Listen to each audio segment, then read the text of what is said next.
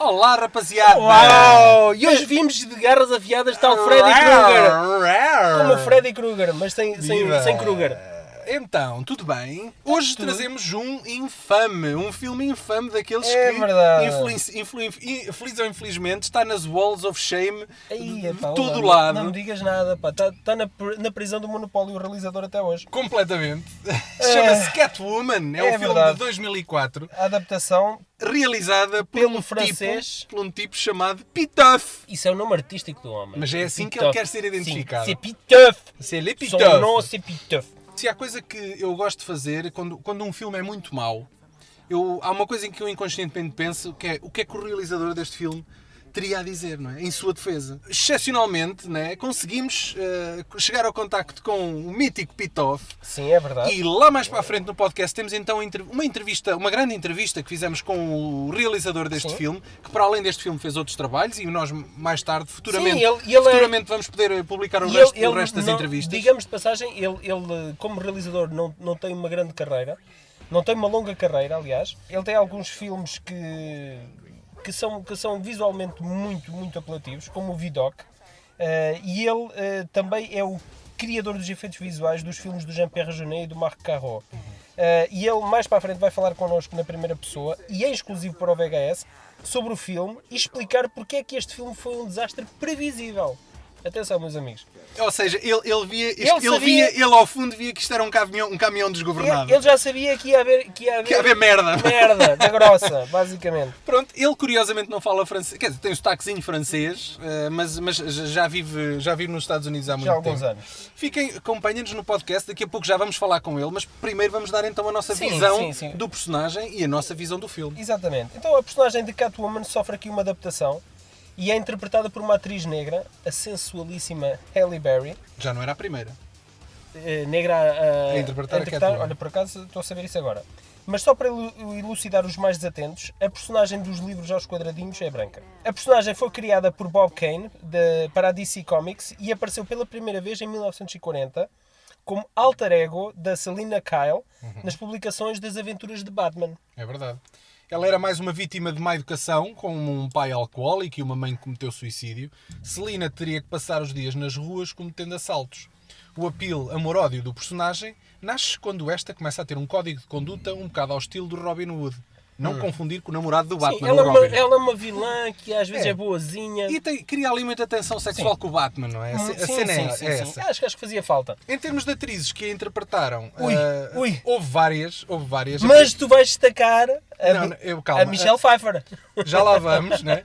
A mítica da série de TV de Batman com o Adam West conheceu várias atrizes no papel de gatona. Por ordem foram a Julie Newmar, a Lee Merriweather, no telefilme que fizeram entretanto da série, e a Eartha Kitt, lá está, a primeira afro-americana. Então, eu estou a dizer as que são, há mais que estas. Sim, então não há, então existem para aí dezenas e dezenas até a dar voz à personagem de animação. Né? Estou a falar em live action. Tá bem, se tu vais entrar por aí, meu Deus do céu. Mas o que interessa realmente Peraí, em 1992 o Tim Burton faria a sua segunda longa-metragem de grande sucesso do universo de Batman, o Batman Regressa, e Michelle Pfeiffer vestiria o cabedal justo no que é provavelmente a encarnação do anti-herói mais popular de sempre. Consta que a expectativa era tão grande que os pósteres promocionais do filme com ela estavam constantemente a ser roubados na rua. Pois, não me surpreende nada. A Michelle Pfeiffer, ela própria, esteve em negociações durante uma série de tempo para fazer um regresso, um spin-off só com ela, não é? Só com ela. O próprio Tim Burton namorou a ideia de realizar esta história. Chegou mesmo a existir um guião escrito por Daniel Waters, mas a história proposta era demasiado negra para a Warner Brothers, que por esta altura estava empolgadíssima com o filme Batman Forever, uma versão muito mais infantiloide do super-herói. Ou seja, morreu... Diga-se de passagem, o criador da personagem Catwoman, que é o mesmo, Bob Kane, ele diz que o Val Kilmer foi o melhor Batman de sempre que ele alguma vez viu. Imagine-se lá. Pronto, ok. É? Cada um com a sua opinião. Exatamente, mas é o criador. É o do autor, ok. Chegados a 2004, não é? Depois de alguma polémica na internet, Halle Berry personifica a infame adaptação e a primeira a título próprio, que é o que nos traz aqui hoje. Exatamente. Bem, neste filme temos também a boa da vilã Sharon Stone. Já não era muito novinha. Já estava na moda baixo. Já estava a entrar mas ali... Mesmo assim, mesmo como atriz, já estava um bocadinho... para Cougar, está muito bem. que faz jus ao seu nome, porque no filme tem uma cabeça de pedra. Pois, e como quem alude ao facto de ser uma líder de uma empresa de cosmética, não é? Sim. E que tem um produto que é aplicado na cara e que a torna invencível, é desculpa para vilão, mais estapafúrdia. A sério, eu acho que o problema para mim neste filme é mesmo as ideias parvas. Halle Berry interpreta Patience, que é uma designer. Patience? Okay. Paciência, minha querida. Ela tinha que ser muito paciente. Tinha, ela era muito... lá está, não é? Que é uma designer com falta de autoestima que está a trabalhar numa campanha publicitária para o lançamento de um novo produto dessa tal linha de cosmética. Mas, inadvertidamente, ela descobre que algo está errado com o novo produto. E que o seu uso continuado transforma o rosto das clientes em mármore, não é?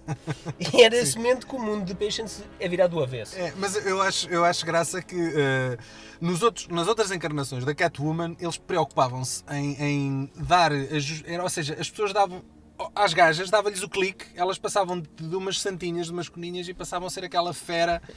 Era quase um alter ego, não é? Mas gatonas. No caso do Catwoman, eles tentam arranjar uma justificação mais espiritual, quase como que uma maldição, não é? Quando um gato lhe manda um bafo para a tromba. Era um gato cósmico. El gato cósmico. Ela é contra... Como é que é? O Doraemon, el gato cósmico. Pronto, ok. ela inclusivamente encontra lá uma senhora que lhe explica que ao longo dos anos já existiram várias encarnações da Catwoman. Claro, tem sempre a explicar porque é que ela agora é negra, não é? Então já foi branca, já foi azul, verde, agora é negra, não é? Está bem, pronto. Está bem. Whatever. Ela ao transformar-se em Catwoman adquire alguns poderes, como a agilidade, a rapidez, a intuição e a capacidade de se mover a uma velocidade de CGI impressionante. Pronto, tudo o que ela seja. Transforma-se em CGI de vez em quando. E aqui há uma coisa que eu nunca percebi muito bem, porque isto diverge de uns países para os outros. Eles têm 7 ou 9 vidas, os gatos, afinal. 7? Eu saiba, são 7 vidas. Mas há países que dizem que é 9 vidas. Pois, não sei. 9 lives.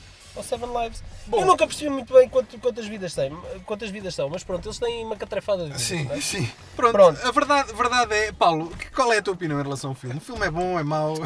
Eu acho que o filme não é mau de todo, atenção. Não é mau. Eu acho que estética e visualmente... lá vem, eu adoro este argumento, acontece vezes e vezes em conta. O filme não é mau, porque esteticamente... Não, mas tu tens que ver um filme como um todo, não é? Não é só questão do argumento. Mas sim, ok, pronto. Não é só questão do argumento, é questão das interpretações, é questão da banda sonora. Mas a tua rede de salvação dos filmes maus é sempre esteticamente. Eu acho uma piada que os filmes maus tendem sempre a ser esteticamente bons, não entendo. Eu dou muita importância à parte estética, aliada a um bom argumento. Até demais, mas ok. Não, isso tem a ver comigo. É óbvio que está mal alicerçada a parte estética, não é? E isso por si só não vai salvar o filme. Mas pronto, qual é a estética? O que é que o filme tem de estético que tu valorizes tanto assim, afinal? A parte da fotografia. Aqueles verdes?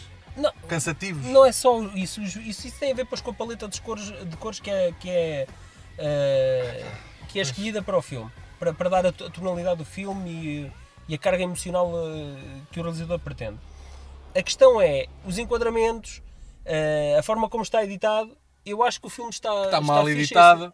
Não acho que esteja tão está mal editado. Eu acho que os filmes não podem ser editados. Este tipo de filmes tendem a ser editados como se fossem um videoclipe. Ou seja, fazem até cortes quando não é necessário. Mas isso é o estilo do Pitof. Pois, ok, está bem. Percebes? Ele é o realizador que veio do mundo dos videoclipes. Pois, e ele já tinha uma longa carreira no mundo dos videoclipes antes de enverdar pelo CGI e antes de ser ele próprio um realizador de cinema. E isso está patente em todos os trabalhos. Há muitos filmes que são alvos de muitas críticas negativas, mas eu acho que neste caso, no caso deste filme, quando dizem o argumento parece que foi escrito por um miúdo de 10 anos. É um daqueles filmes... Este argumento foi escrito por 10 miúdos de 10 anos. 10 miúdos de 10 anos. Nada está... Desculpa, eu tenho sérias dúvidas que alguém com mais de 20 anos e com 2 dedos de testa possa ver este filme e dizer está porreiro. Não, o filme a cada 5 minutos acontece disparate. É mesmo assim. Tu vens sempre em salvação dos maus filmes. Há um mau filme, pode ser podre. Tu para, não batam mais no coitadinho. Alguém tem que ser o advogado do diabo. Não batam mais no coitadinho. Vamos tentar aqui ver o que é que ele tem de bom. Tu deitas sempre abaixo. O Adolf Hitler tinha coisas boas, não era? Até o Adolf Hitler era um tipo porreiro às vezes. Pois eu não o conheci, Daniel. Quem também está um bocadinho mais com a mesma perspectiva que eu são os Razzies, não é? Sim, é verdade. O filme esteve nomeado para 6 prémios Razzies e ganhou 3 nas categorias de pior atriz, pior realizador, pior argumento. E a Halle Berry não teve... Que é uma gaja cheia de fair play. Não teve por meias medidas. Ela foi lá receber os prémios e fez um discurso efusivo. Olhem só para isto. First of all, I want to thank Warner Brothers. Thank you for putting me in a piece of shit, god-awful movie. You know, it was just what my career needed, you know? I was at the top, and then Catwoman just plummeted me to the bottom. Merece uma salva de palmas. Merece. Opa, ela esteve muito bem. Fez uma melhor interpretação a receber o prémio. Eu acho graça. Ela levou o Oscar numa mão e recebeu o Razzie na outra. Exatamente. E dizia que, enfim, eu acho que aquilo era um bocado ela própria a parodiar-se quando recebeu o Oscar. Claro. Também fez um espetáculo estrondoso. Claro. Acho que foi o Monsters Ball, não foi? Monsters Ball. Foi com o Monsters Ball que ela ganhou o Oscar. Epá, e ela teve muito bem no Monsters Ball. Acho que sei a que é que estás a Especialmente referir. a parte em que ela estava de 4. Pronto, Bem, sim. o filme foi assolado por vários problemas de ordem criativa, desde a pré-produção, e passou pela mão de dezenas de argumentistas.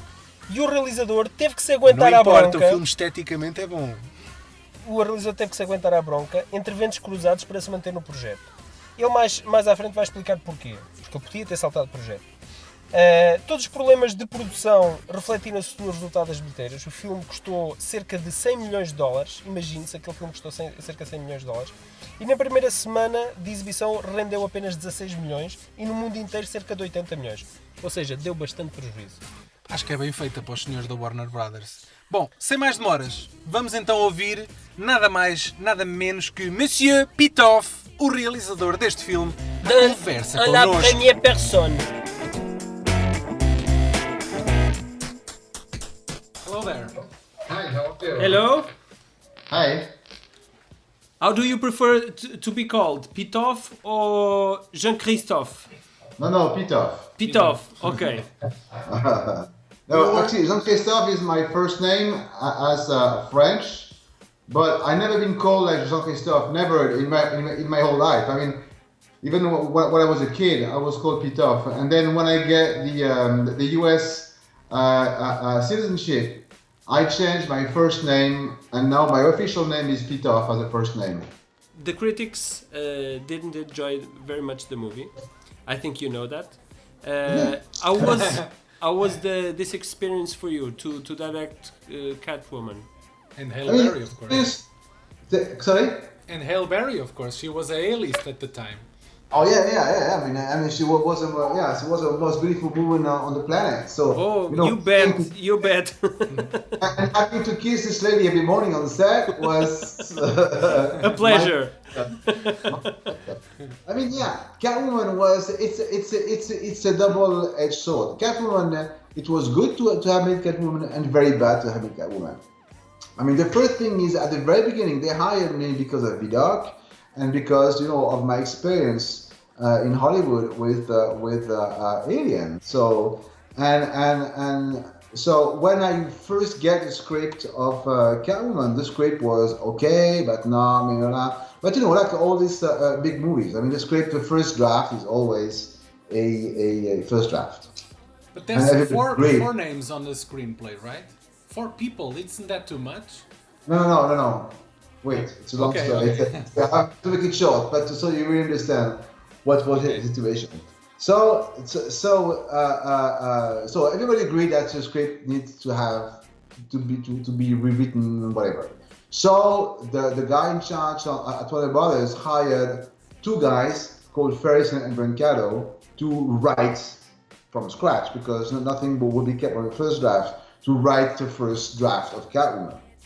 And these guys were pretty good writers. I mean, they did they wrote the Game from David Fincher, and they did a couple of good movies. And so this guy, they start to write the script, but after a few months, the head of Warner Brothers changed, and they changed direction for the script. And then they were rewriting, and it was getting worse and worse and worse and worse. Until the 1st of May, was supposed to be in September. The 1st of May, we had the worst script ever. The script, the worst ever. Everybody agreed on that.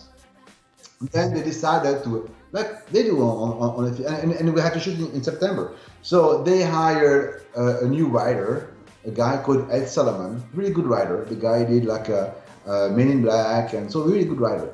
And so Ed said, okay, you know what? I'd rather because so they gave to Ed the script and the notes.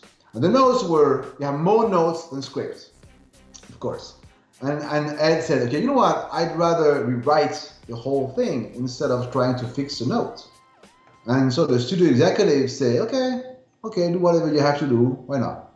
And then I start to work closely with Ed to rebuild everything. So we worked the whole month of May. Then in June, I had to go prep the movie in Vancouver. We're shooting in Vancouver. So I moved to Vancouver, bring my crew.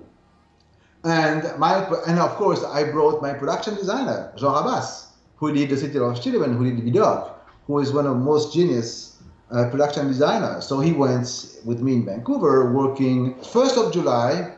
We went back, everybody went back in Los Angeles to big show and tell, to show to the studio the new scripts, all the production design, whatever we want to go, blah, blah, blah. But so the head of Warner Brothers didn't know that we were changing everything. He was expecting, just fixing the previous script.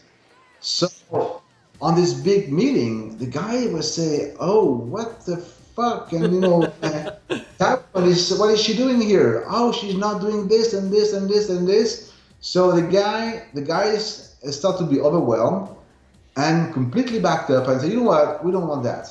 So you spend the money on blah, blah."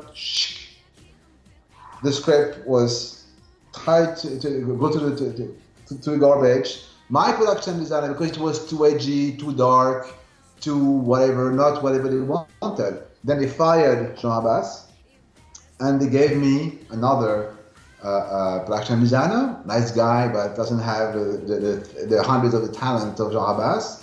And the producer told me, "You know what, the script, I'm taking care of the script. You go back to Vancouver and you prep the movie." And then so they hire back the previous writers to work on this draft while I was prepping whatever I could. And then rapidly they fired the writers because they were, at the end of the road. They couldn't bring something new. And they start to hire new writers. At the end, it was not 4 writers, but 30 writers who have been working on the fucking script. Too many cookers. It's not even a cook, it's McDonald's, it's and so when I was prepping, they were rewriting. I was doing storyboard. And 15 days before shooting, the producer called me and she asked me, "Okay, what do you think of the new draft?" Because we had the final draft, not the final draft, but the draft, the official draft for shooting, which was not final. And I said to her, I just moved in a new apartment in Vancouver. Now I'm at the 18th story. I don't know if I'm going to jump tonight or tomorrow morning. And so she didn't like the sense of humor. And she told me, "You know what? If you don't think you're a director for that movie, let us know." Meaning that if you don't like it, fine, we'll find somebody tomorrow like that. And from that moment, I knew I was screwed. Because what can I do? Leaving the ship now? Who the fuck are you? Like a French director who thinks the script is not as good as you want? So I would be blacklisted forever. Then by staying on the movie, I'm screwed because I know the movie will be crap. Will be the movie I wanted to make anyway, and the script will be a nightmare, and I will be screwed. So how was it in the shooting with the actors? The actors read the script. What did you talk about it? Yeah, but it's a studio movie. The actors, like Halle Berry, was paid $12 million, $12.5 million. And on that type of project, the actors do whatever the studio wants. If they're not happy, bye-bye. So there's no fights. Everybody's trying to do the best. That's what I was doing. on the shooting, it was the best shooting ever. Everybody was nice. We had everything. So everybody was caring about me. What do you want? Do you want a crane? Do you want a Steadicam? Do you want a bigger crane? Do you want a? we have everything. We don't have it. Do you want a hooker? Do you want cocaine? I want good scripts. I don't have it. Okay, Good scripts. That doesn't matter. Come on, shoot. So my job was to make my day, to make the studio happy, and on this type of movie, as a director, you are a CEO. You work for a big company, for a big corporation, and you are a CEO. You have hundreds of people below you, and you have to make your day. You have to do your shots. You have to please everyone and make sure that the company is working. So that's what I did. And and during shooting, they changed the script almost every day. I had new scenes, blah blah. So it was like a nightmare on a creative standpoint, but it was okay on a technical standpoint because I had a good crew, everybody was nice, and Halle Berry was the nicest person ever. I had a good relationship with Sharon Stone as well. I mean, every day was nice. It was going to the office. Of course, it was nice. You were on set with two of the sexiest women on earth. Exactly. I'm not complaining on that level, Not at all. Do you want to talk about that kind of award we were thinking about? Yeah. You were the film were nominated for 6 Razzies. You must have seen the footage of Halle Berry She was there receiving the Razzie, and she was very expressive. Yeah. I think she was great doing the. Were you invited to go there? No, I was not invited. Oh, really? No. I mean, I would have come. I mean, but I was not invited. But I'm proud because I beat Oliver Stone. So on that movie, we had movie? How many? Worse. Oliver Stone and me. Okay. Not worse than Oliver Stone. Not too bad. Oliver Stone had 2 Oscars. Which movie did Oliver Stone was nominated to the Razzies? It was the one Alexander. Oh, okay. It was Alexander. Okay. So I was fighting with Oliver Stone to be the worst director. Not bad. E é assim que realizador talentoso e com uma carreira promissora fica condenado a uma prisão artística inglória e injusta. É verdade. Eu acho que eu depois desta conversa que tivemos com ele... Eu compreendo perfeitamente o dilema do homem. Custa-me que ele não tenha mais nada na cinebiografia. Pois é. Para fechar este podcast e também em defesa de Pitof, vamos aqui passar um excerto de uma entrevista que fizemos com o ator Massee, uma cara que já terão visto por aí em filmes como O Corvo ou 7 Pecados Mortais. E, claro está, Catwoman. No filme é Armando, um dos capangas de serviço, e deixou, em entrevista connosco, uma achega sobre a sua passagem por este filme. Ora, ouçam. I don't know. They told me to flush the pipes, so I flushed the pipes. He felt got caught in the crossfire. Because he was a hard-working director. We became really good friends because he's Parisian, and I grew up in Paris. So, it was a lot of fun to do. And they gave me that role. That was another one where John Papsadero, this casting director out here in L.A., sort of like Billy Hopkins out here. And he called me up. He called my agents up, I think, on a Wednesday and said, I think Michael's moving up to the top of the list for this part in Catwoman, and I never even heard of Catwoman, And the next day they gave me the movie, and the next morning they signed the deal, and I was flying that afternoon, and I flew up to Vancouver, and that's where we shot it. And we worked on that movie forever. The first time I went up there, I think was September, and we wrapped the thing in like May. I mean, all 4 seasons we were there. And, I'd go skiing, I'd come down the elevator in the morning with my skis, and Benjamin Bratt would come pick me up, and the producers would say, are you going to work? And I'd say, yep, going to work. Throw the skis in the back of the truck, and then zip up to the mountain and go skiing. No, it was really fun. And Halle, I didn't know anything about Halle, except that she made a really sort of silly Academy Award acceptance speech. And also that she had a tendency to, you know, go to some clubs or bars and drink a little bit and then hit somebody on the way home and not stop. That's all I knew about Halle Berry. I didn't have any opinion on it, but, you know, when I got up there, I was shocked. She was this really nice girl. And we became really good friends. And every Friday night she'd ask me, she said, Michael, there's a plane coming to get me when we wrap tonight. Do you want to go down and see your kids? And I'd say, yeah. So we drive from the set at 3 or 4 in the morning to the airport. We jump on the private jet. We fly to L.A. We get to L.A. Cars, you know, if there's 3 or 4 people, 3 or 4 cars would pick us up. We'd all shoot out in different directions. Sunday night, the cars would pick us up. We'd go to the airport, get on another private jet, and shoot back up to Vancouver. And we just had a great time doing that, you know. But you know what was funny about that is that everybody on that movie worked so hard. Halle worked her ass off. You know, Halle Berry, just to get in that shape and that kind of shape that she was in so she could play that Catwoman, she had to work, you know, do a lot of physical training, and she did it. And then we worked long hours, and we worked for 4 months, as I said, and Pitof was tireless. He'd work 20-hour days, 23-hour days, and go to the set again. You know, and he was always, at that time in his life, he'd always wear black. That's all. He didn't have any piece of clothing that wasn't black. So he'd come to set, and his eyes, the circles under his eyes were matching his clothes, you know. And he worked like a motherfucker.